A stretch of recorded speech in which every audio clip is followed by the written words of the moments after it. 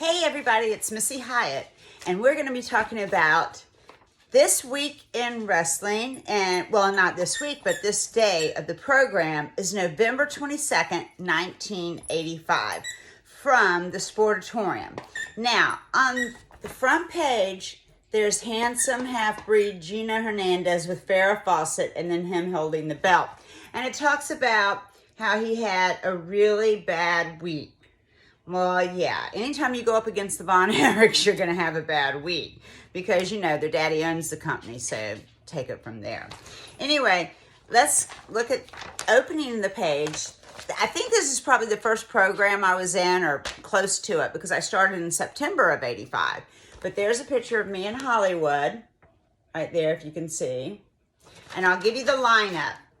It was Friday, November 22nd, 1985, 8 p.m.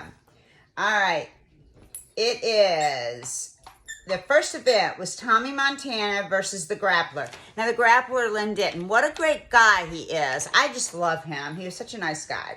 Second event, Billy Ash versus Hollywood John Tatum. They don't have my name under here, but that's okay.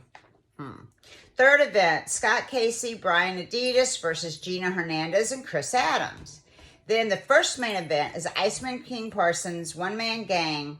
And the second main event, Kerry Von Erich versus the Missing Link. Then there's another picture. They talk about the Turkey Day gathering, and it has a picture of the Von Erichs. And on the back is Percy Pringle, Rick Root, and Iceman King Parsons. And let's see what it says about me, because that's all I care about. I don't have my glasses on. But anyway, it's a cute photo of Hollywood. You know, in that robe, I made him. Anyway, let's talk about some of the people on here. All right. Let's talk about... Oh, okay. Gino Hernandez, Chris Adams, Scott Casey, and Brian Adidas. Now, Brian Adidas was a good wrestler, but he just didn't have that oomph to get anywhere other than world class. And that's a shame, because he was a good worker and had a great body. As for Gino Hernandez and Chris Adams... Well, let me tell you a funny story.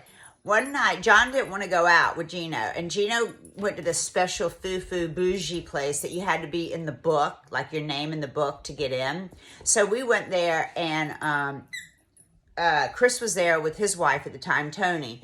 And so we hung out and partied and everything like that. And I remember Gino was so really, what a handsome guy. And what a great, he had the best manners in the world because he got my car from valet, paid for the valet, paid for all my drinks that night. It was great. But it was like going out as friends. There was nothing going on.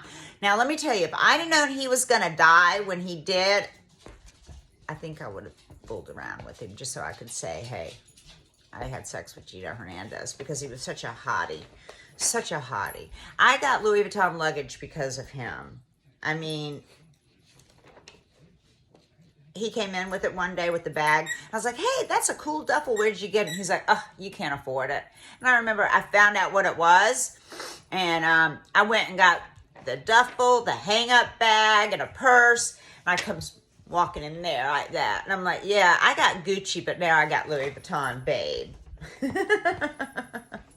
Anyway, I've got some more stories about Scott Casey. So you're going to have to subscribe, and that'll be for my next segment. So thanks, everyone, for watching. And if you like, subscribe so you know when I'm putting a new video up. And until next time, bye.